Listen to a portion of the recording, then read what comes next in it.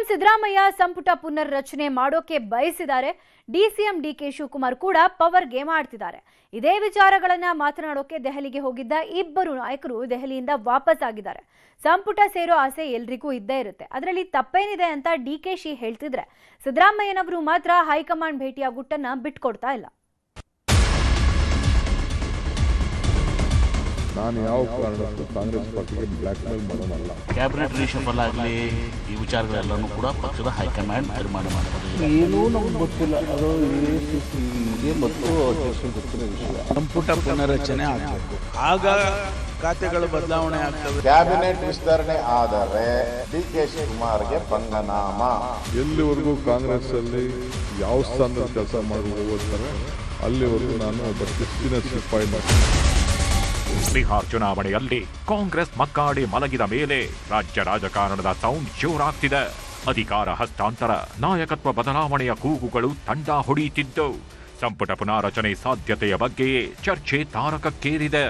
ಶನಿವಾರ ರಾಹುಲ್ ಗಾಂಧಿ ಭೇಟಿ ಮಾಡಿದ್ದ ಸಿಎಂ ಸಿದ್ದರಾಮಯ್ಯ ಸಂಪುಟ ಪುನಾರಚನೆಗೆ ಗ್ರೀನ್ ಸಿಗ್ನಲ್ ಪಡೆದುಕೊಂಡಿದ್ರು ಎನ್ನಲಾಗಿದೆ.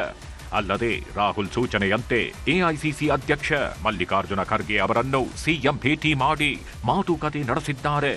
ಸಿಎಂ ಭೇಟಿಗೂ ಮೊದಲು 3 ದಿನಗಳಿಂದ ದಿಲ್ಲಿಯಲ್ಲೇ ಇದ್ದ ಉಪಮುಖ್ಯಮಂತ್ರಿ ಡಿಕೆ ಶಿವಕುಮಾರ್ ಕೂಡ ವರಿಷ್ಠರನ್ನು ಭೇಟಿಯಾಗಿ ರಾಜ್ಯ ರಾಜಕೀಯದ ಬಗ್ಗೆ ಚರ್ಚಿಸಿದ್ದಾರೆ. ವಿಶೇಷವಾಗಿ ಸಿಎಂ ಬದಲಾವಣೆ ಸಾಧ್ಯತೆ ಕ್ಷೀಣಿಸುತ್ತಿರೋದು ಗೊತ್ತಾಗುತ್ತಿದ್ದಂತೆ ಕೆಪಿಸಿಸಿ ಅಧ್ಯಕ್ಷ ಸ್ಥಾನಕ್ಕೂ ಬದಲಾವಣೆ ಆಗಬಾರದು ಎಂಬ ಪಟ್ಟು ಹಿಡಿದಿದ್ದಾರೆ ಎನ್ನಲಾಗಿದೆ.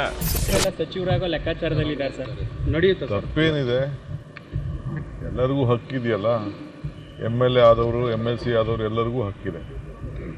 ಎಷ್ಟೋ ಜನಕ್ಕೆ ಏನು ಆಗದೆ ಹೋದವ್ರನ್ನ ನಾಳೆ ಬೆಳಗ್ಗೆ ಮಿನಿಸ್ಟರ್ ಮಾಡೋಂಥ ಅವಕಾಶಗಳು ಹಿಂದೆ ಆಗಿಲ್ವಾ? MLA ಇಲ್ಲದೆ ಹೋದವ್ರನ್ನ MLC ಇಲ್ಲದೆ ಹೋದವ್ರನ್ನ ಮಂತ್ರಿ ಮಾಡೋಷ್ಟು ಅವಕಾಶ ಮುಖ್ಯಮಂತ್ರಿಗಳಿರ್ತದೆ. ಸೊ ಯಾರು ಪಕ್ಷಕ್ಕೋಸ್ಕರ ದುಡಿದಿರ್ತಾರೆ ಅವರೆಲ್ಲ ಏನಾದ್ರು ಒಂದು ಅಧಿಕಾರ ಬೇಕು ಅಂತ ಆಸೆ ಪಡ್ತಾರೆ. ಅವ್ರ ಆಸೆಗೆ ನಾವು ತಪ್ಪು ಅಂತ ಹೇಳಕ್ಕಾಗ್ತದ? ಸಚಿವ ಸಂಪುಟ ಪುನರ್ರಚನೆ ಆಗುತ್ತೋ ಇಲ್ಲ ನಾಯಕತ್ವ ಬದಲಾವಣೆ ಆಗುತ್ತಾ ಸರ್? ಏನ್ ಹೇಳಿ? ಸಚಿವ ಸಂಪುಟ ಪುನರ್ರಚನೆ ನಡೆಯುತ್ತೋ ಇಲ್ಲ ನಾಯಕತ್ವ ಬದಲಾವಣೆ ಆಗುತ್ತಾ? ಎಲ್ಲರೂ ಶಾಸ್ತ್ರ ಇದ್ರೆ ಎಲ್ಲರೂ ಗಿರಿಗಿಣಿ ಶಾಸ್ತ್ರದವರು ಕೇಳಿ, ಗಿರಿಗಿಣಿ ಶಾಸ್ತ್ರದವರು ಕೇಳಿ. ಕರ್ನಾಟಕ ಭವನಕ್ಕೆ ಬರುತ್ತಲೇ ಸಿಎಂ ಡಿಸಿಎಂ ಎಲ್ಲರೂ ಜೊತೆಯಾಗಿ ಊಟ ಮಾಡಿದ್ರು. ಊಟದ ನಂತರ ಡಿಕೆ ಬೆಂಗಳೂರು ಕಡೆ ಬಂದ್ರೆ ಸಿಎಂ ಸಿದ್ದರಾಮಯ್ಯ ಮೋದಿ ಮತ್ತು ಖರ್ಗೆ ಭೇಟಿಗೆ ಹೋದರು. ರಾಹುಲ್ ಸೂಚನೆಯಂತೆ ಮಲ್ಲಿಕಾರ್ಜುನ ಖರ್ಗೆ ಭೇಟಿ ಮಾಡಿರುವ ಸಿದ್ದರಾಮಯ್ಯನವರು ಸಂಪುಟ ಪುನಾರಚನೆಯ ಬಗ್ಗೆ ಮಾತುಕತೆ ನಡೆಸಿದ್ದಾರೆ. ಆದರೆ ಇದ್ಯಾವುದರ ಬಗ್ಗೆಯೂ ನಮಗೆ ಗೊತ್ತೇ ಇಲ್ಲ ಅಂತ ಕೆಲ ಸಚಿವರು ಹೇಳ್ತಾಗಿದ್ದು, ಇನ್ನು ಕೆಲವರು ಏನೇ ತೀರ್ಮಾನ ಆದರೂ ಅದು ಹೈಕಮಾಂಡ್ಗೆ ಬಿಟ್ಟದ್ದು ಎನ್ನುತ್ತಿದ್ದಾರೆ.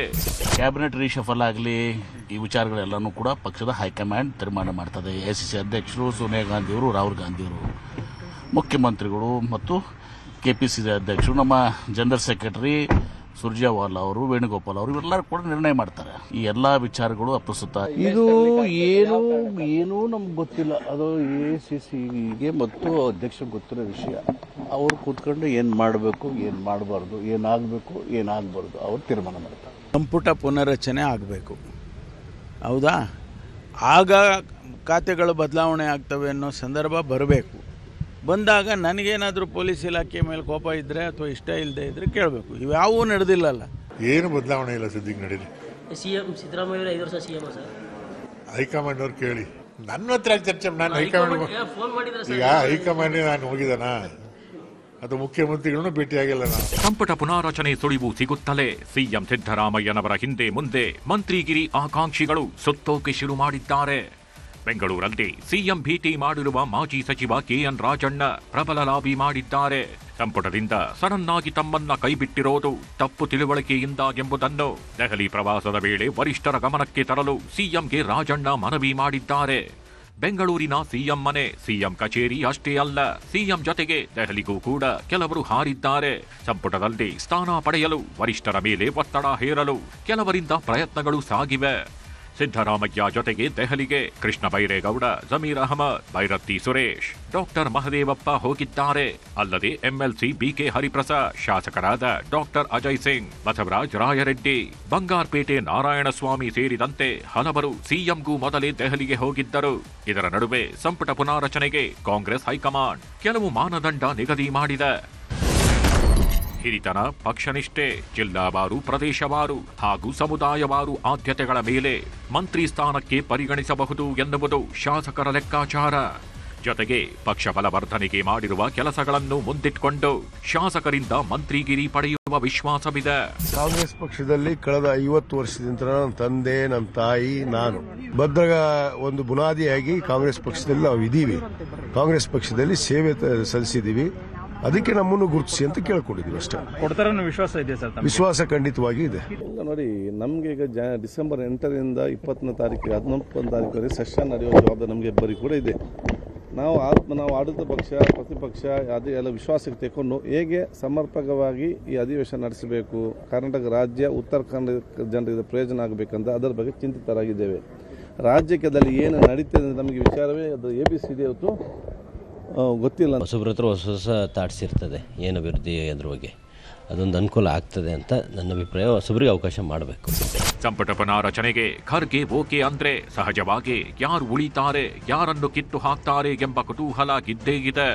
ಶಾಸಕರಲ್ಲೂ ಕೂಡ ನಾನು ಮಂತ್ರಿ ಆಗಬೇಕು, ನನಗೆ ಸಚಿವ ಸ್ಥಾನ ಸಿಗಬೇಕೆಂಬ ಆಸೆ ಬಲಗೊಳ್ಳುತ್ತಿದೆ. ಸಿದ್ದು ಸಂಪುಟದಲ್ಲಿರುವ ಯಾರಿಗೆ ಕೋಕ್ ನೀಡಬಹುದು ಎಂಬುದರ ಚರ್ಚೆಗಳು ಸಾಗಿವೆ. ಸಚಿವರುಗಳಾದ Rahim Khan, Mankal Vaidya, K Venkatesh, Zameer Ahmed Khan, RB Timmapur, D Sudhakar, Dinesh Gundu Rao, Byrathi Suresh, Lakshmi Hebbalkar, KH Muniyappa, Madhu Bangarappa, SN Bosaraju, doctor MC Sudhakar, N Chaluvarayaswamy, Shivananda Patil ರನ್ನು ಸಂಪುಟದಿಂದ ಕೈಬಿಡುವ ಸಾಧ್ಯತೆಗಳಿವೆ ಎಂದೇ ಹೇಳಲಾಗ್ತಿದೆ.